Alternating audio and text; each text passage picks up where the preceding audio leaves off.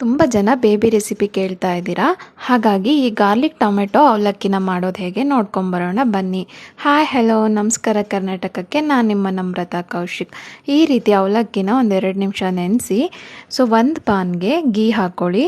ಹಾಗೆಯೇ ಚಾಪ್ ಮಾಡಿರೋಂತಹ ಚಿಕ್ಕದಾಗಿ ಬೆಳ್ಳುಳ್ಳಿ, ಹಾಗೆ ಚಾಪ್ ಮಾಡಿರೋ ಅಂತಹ ಈರುಳ್ಳಿ, ಹಾಗೆಯೇ ಸಣ್ಣದಾಗಿ ಚಾಪ್ ಮಾಡಿರೋ ಅಂತಹ ಅರ್ಧ ಟೊಮೆಟೊ.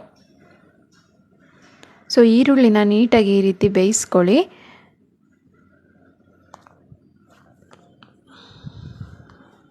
ಇದು ಮಕ್ಕಳ ಆರೋಗ್ಯಕ್ಕೆ ಸಹ ತುಂಬ ಒಳ್ಳೆಯದು. ಹಾಗೆಯೇ ಚಾಪ್ ಮಾಡಿರೋ ಅಂತಹ ಟೊಮೆಟೊ, ನೀಟಾಗಿ ಇದನ್ನು ಬೇಯಿಸ್ಕೋಬೇಕಾಗತ್ತೆ. ಬೆಂದ ಮೇಲೆ 1 ಕಪ್ ನೀರನ್ನ ಹಾಕ್ಕೊಳ್ಳಿ. ಸ್ವಲ್ಪ ಅರಿಶಿನ ಪುಡಿ. ಇವಾಗ ನೆನೆಸಿರೋ ಅಂಥ ಅವಲಕ್ಕಿನ ಸೇರಿಸ್ಕೊಳ್ಳಿ. ಇದನ್ನು ನೀಟಾಗಿ ಬೇಯೋವರೆಗೂ ಕುದಿಸ್ಕೋಬೇಕಾಗತ್ತೆ. ಹಾಗೆಯೇ ಎಲ್ಲರಿಗೂ ಸಹ ತುಂಬ ಯೋಚನೆ ಆಗ್ತಾ ಇರುತ್ತೆ ಅಲ್ಲ, ಮಕ್ಕಳಿಗೆ ದಿನ ಏನು ಮಾಡಿಕೊಡೋದು ಡಿಫ್ರೆಂಟಾಗಿ ಅಂತ ಹೇಳಿ.